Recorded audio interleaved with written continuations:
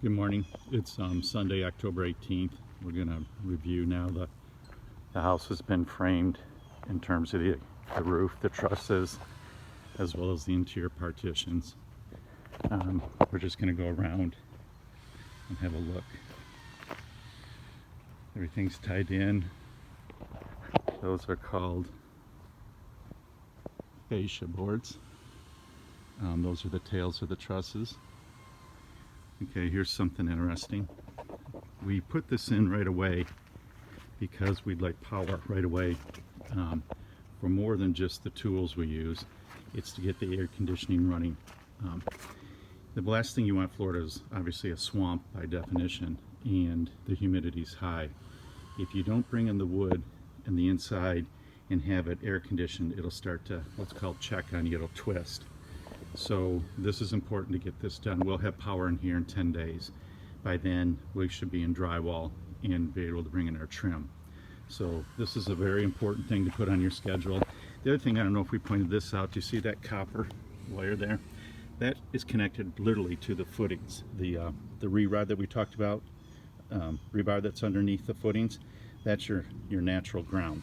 Okay, so this is why we do that. Okay, remember all those holes? Those were inspection points to prove to the inspector that we ran the rebar from top to bottom and filled the cell. Okay, looks good. Looks good. And now we have something different. We have what's going to be an outdoor kitchen area. It's large. This is 18 feet 4 inches, 18 feet 8 inches by 17 feet 4 inches. We framed it in yesterday. That ceiling there will hold that 1x6 cedar that we'll stain and put up there. We're going to do a brick tile on the floor here, and over there that's our supply and return lines, because we're going to put a sink out here and an ice maker and make this a kitchen. Okay, so this is where we're at right now. Keep going. This is what's left over, our scrap lumber. You typically are going to have waste. There's no way to be perfect. So that's not a large amount of waste by any means. It's pretty efficient. And we're around front. Okay. I'm going to stop here. I'm going to reposition inside, and we're going to talk about a few things in there. Okay, we're back at the house. We're looking outside the what will be a covered outdoor kitchen. We're going to put an 8-foot wall along here that'll house our countertop cabinets. And then we're going to leave it open with 3 feet high to there, and in here we're going to screen it 3 feet high to a point, 3 feet high to that point. That will put a nice handmade screen door there, and over here 3 feet high, and then up 6 feet. Up all the way with a wall there. I don't know if you've noticed this. We have a pad out there. We're doing this because based on the current environment with COVID, a lot of people have to work from home, and we've gotten some feedback that they, no matter how large their home is, they're needing their own space. So that could be a few things. It could be literally an office with air conditioning and windows and wired properly for an office. It could be a place to homeschool children. It could be a workshop. It could also be, if you record studios, anything like that, but it could be a number of things. We put it in there because it's easier to do it now than at the end. If you had to do that at the end, it would cost you 3 times the amount of money, because this is all going to be beautifully landscaped, and there's going to be a fence, and getting concrete back here and all the other materials, it'd be triple the price. And this is just much more efficient. Even if you didn't want it for anything else, you could set it up with a picnic table and chairs, just as an outdoor seating area for barbecues. So anyways, that's why we do it. Okay, we're back under the overhang here, and I want to point out a few items. Remember how we had these holes here before concrete opened, so the inspectors could see that there was rebar coming in from the bottom of the footings tied all the way to the top? Okay, so we're able to fill in now because we passed that inspection. Inspector was all happy.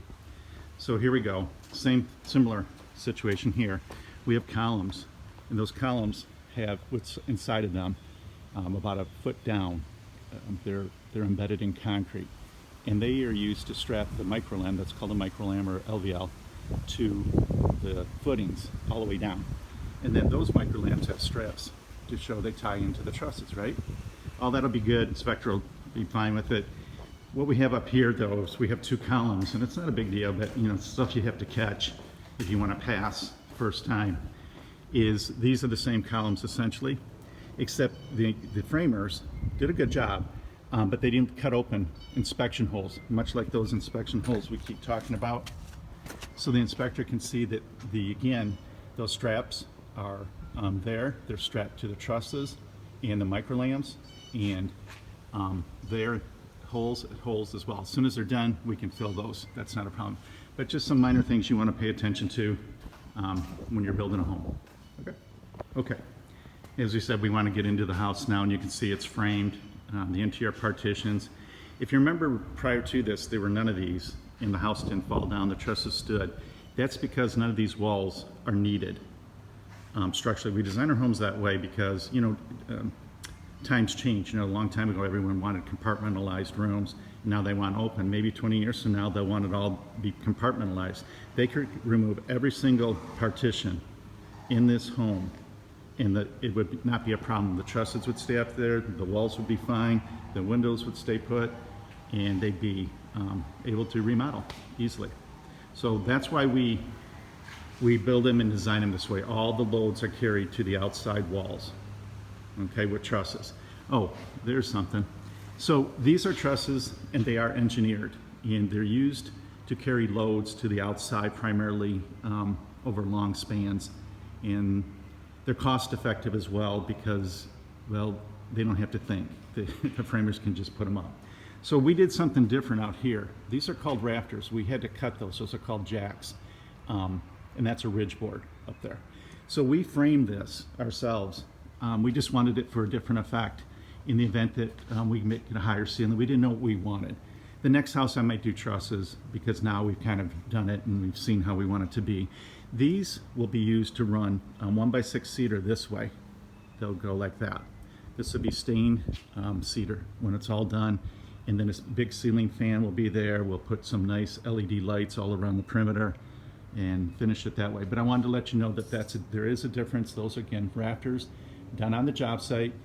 Those are fabricated, take 4 to 6 weeks to get, so it's another thing you have to plan for, okay? Okay, now we're going to talk about all that green board webbing that you see on the perimeter against the block wall. That's Wilmanite, pressure treated wood, and it's able to be adhered directly to the block or concrete.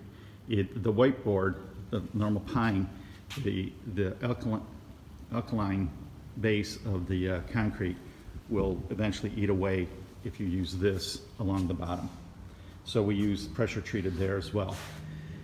Again, now, why do we do this? The furring strips, because we have drywall going over there eventually, and the drywall would not, you couldn't nail to this, it would shatter these, the nails. So what we do is we put those furring strips up, and then the drywall will be sheeted over that. The reason we use those extra wide boards on the bottom is we use large trim. We use 6-inch base trim. And in order to get a tight fit against the wall, I need something solid to nail the trim to. So if we just use those little furring strips, you can see that if I have a 6-inch trim along the bottom, that I wouldn't get much the ability to push it in. Where here, that whole space, I can push it in as needed and keep a tight fit. You don't want to use a lot of caulk. You want nice tight fits, okay? Okay, so you've seen a lot of the home now. We're going to go into the kitchen. If you can see all of that backing there, we call that, that's for a reason. We put that there. We use 42-inch cabinets, so the top of the cabinet will be able to be secured against that and the bottom of the cabinet against that. So we're not hunting for a place to put a screw, because if we put it there and again pretend this is drywall, you'd get nothing to draw it in. But if I go through the drywall through this, it's going to draw it in tight. And that's also what we do for the base cabinets. Okay, let's talk doors. So you have to frame openings. There's different kinds of openings. This one's just going to be passive, and then it'll just be wrapped with drywall and just wrapped totally. We make them extra wide. This is a 3-foot wide one. Most openings are 2 foot 6 inches wide. We don't do that. Even our bedroom doors, like this would be a bedroom door, we make them 2/8. And the reason is that extra 2 inch, it makes it easier when you get older. It also helps move furniture in without nicking everything up. There'll be times when you need to conserve space. For instance, this is going to be a closet in the bathroom, and you'll see later on when this is all done, we put it together. And if I had a door here to the bathroom, it would swing against that bifold door, which would be clumsy. So we put in what's called a pocket door, and that's the frame. And the pocket door will just slip in here in this cavity, right into that cavity, and when it's needed, it will pull out and fit tightly against there with a little lock. The other kind of thing we do that's a little different and people like it a lot, our bathroom in the master is very large. In the shower, it's 6 feet by 4. You don't even need a shower door, but people want privacy, and next to that's the toilet. So we came up with, you're going to see, we'll put a barn door across there, so at any given time the shower can be shut or the toilet can be shut. And we do a very nice job on our shower, so they're appealing to look at regardless if the door's shut on the toilet all the time or vice versa. So those are the 3 types of openings we have.